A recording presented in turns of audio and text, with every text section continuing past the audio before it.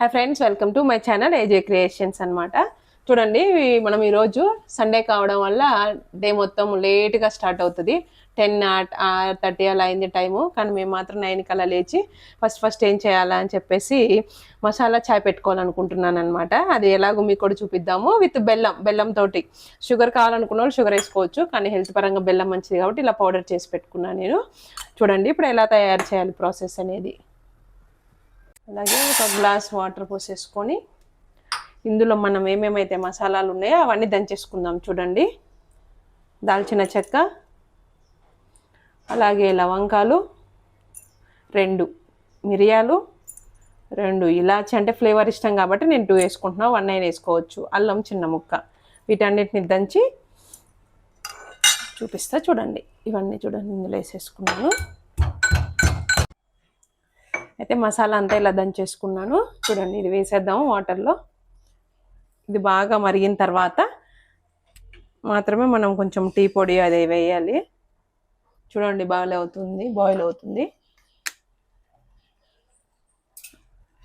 అలాగే ఒక spoon tea powder. చూడండి, బాగా మరుగుతూ ఉన్నాయన్నమాట.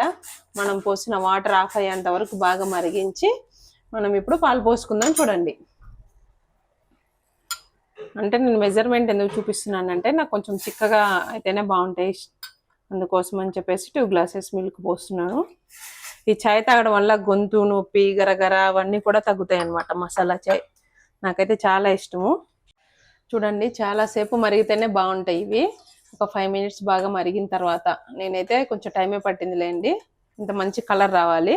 వచ్చిన తర్వాత ఇవి మనము బెల్లం ఇందులో వేసి విరిగిపోతుంది అనమాట. అందుకని ఇందులో వేయకూడదు. మనం ఏ కప్పులో అయితే పోసుకుంటామో అందులోనే వేసుకోవాలి. ఇవి 2 కప్స్ అవుతాయి, అందుకే 1 స్పూన్ బెల్లం వేసాను, సరిపోతుంది. ఎక్కువ స్వీట్ అయితే బాగోదు. చూడండి, ఇవి బాగా మరిగిపోయి మంచి కలర్ వచ్చినాయి. ఇలా ఉండాలన్నమాట. ఆపేసేసి